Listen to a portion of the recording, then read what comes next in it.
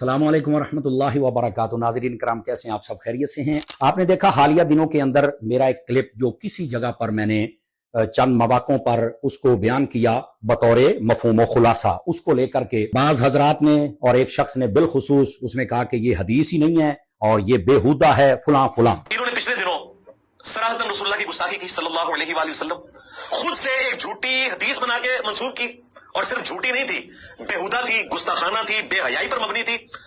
और इसने ये नहीं कहा कि यहूदी कहते थे या क्रिश्चियंस कहते थे, खुद से इसने एक हदीस बनाई, मुनाफिक की मिसाल बयान करते हुए नबी इस्लाम की तरफ मंसूब कर दी। मैंने जब ये मामला देखा तो मैंने सारे का सारा मामला उलमा के सिपुर्द कर दिया। कई दिनों की तहकीक के बाद उन्होंने इस बात को वाजे फरमाया कि हदीस शरीफ भी मौजूद है और ये मफहूम भी उलमा ने लिखा है, और इसके अंदर अरबी शुरूहात और जितने मुतरजमीन उर्दू के सब ने भी इसको लिखा। ये जिसने इल्जाम लगाया है उनके बहुत ही ममदू लोगों को अगर देखा जाए तो एक जुबैर अली ज़ई को आप देखें, उसकी अदवाउल मसाबी उठाएं, उसने भी तर्जमा किया है। अब मैं बार बार क्या दोहराऊं, आप खुद देख सकते हैं।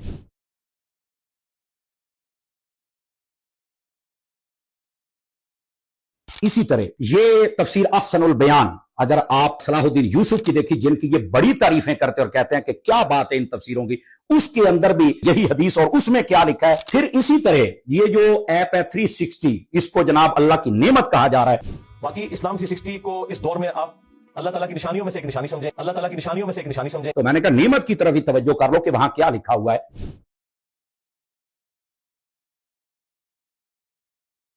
तो लोगों ने देखा कि ये सारी बात वाजे हो गई, और उलमा उन्होंने जब पूरी तहकीक की तो उसके बाद कहा कि इसमें ना कोई गुस्ताखी है, ना बेअदबी है, ना कोई तौहीन का पहलू पाया जाता है। फिर भी उन्होंने कहा कि ऐसे अल्फाज जिसको कोई ले करके किसी को विरगिला सके, जहन खराब कर सके, आइंदा से आप नहीं बोलेंगे। शाइस्तगी वाले अल्फाज, मैं इस बात का पाबंद हूं। और उन्होंने यह भी फरमाया कि गैर मशरूत तौर पर आप अपने अल्फाज को वापस ले। बिल्कुल मैं इसका पाबंद हूं और मैं अल्फाज वापस ले रहा हूं। और यहां मैं एक और बात भी ये कहना चाहता हूं, ये मेरा ईमानी तकाजा भी है, ये मेरा इश्की तकाजा भी है, ये मेरी मोहब्बत भी है, और जिस मसलक के मोहब्बत और इश्क में मैं हूं अहले सुन्नत, ये उसका तकाजा भी है।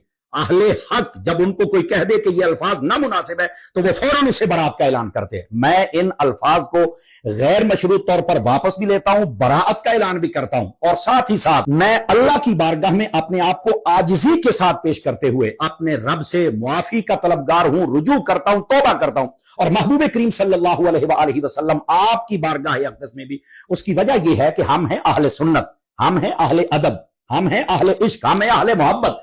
हमारे और दूसरे लोगों में फर्क ही इसी मोहब्बत का है। हम कहते हैं गुफ्तगू करें तो अदब के साथ, महबूब के कूचे का नाम ले तो अदब के साथ, उनके सहाबा और अहले बैत का नाम ले तो अदब के साथ, तज़किरा करे तो अदब के साथ। भला हमसे कोई तवक्को करेगा गुस्ताखी की? वला हौला वला कुव्वता इल्ला बिल्लाहिल अलिय्यिल अज़ीम। हम तो इस इल्जाम को ऊपर फेंकते हैं और रद्द करते हैं। इसलिए मैं अल्लाह की पाक बारगाह में एक मर्तबा फिर, मेरे अल्फाज भी किसी को पसंद ना है तो मैं वापस लेता हूं, माजरत खां भी हूं, इनको वापस लेता हूं। चूंकि अल्लाह की बारगाह में आजिज होने से, तौबा करने से, माफी मांगने से बंदे का कद कभी छोटा नहीं होता है। अल्लाह रब्बुल इज्जत हमारे मुल्क को इंतशार से, इख्तलाफ से महफूज फरमाए।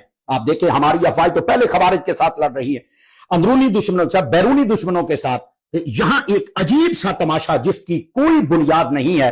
बहरहाल मैंने ये सब कुछ इसलिए कि हम अहले सुन्नत हैं, हम अहले अदब हैं, हमारी वजह से इस मुल्क में कभी बदअमनी नहीं हुई और ना हम ये हिस्सा मिलाना चाहते हैं। इसलिए मैं अल्फाज को गैर मशरूत तौर पर वापस भी ले रहा हूं और अल्लाह की बारगाह में मुआफी का तलबगार भी हूं। अल्लाह रब्बुल इज्जत मुझे मुआफी अता फरमाए और तमाम अहले इश्क पर अल्लाह ताला अपनी रहमत की निगाह फरमाए। आमीन। व आखिरु दावाना अनिल हम्दुलिल्लाहि रब्बिल आलमीन।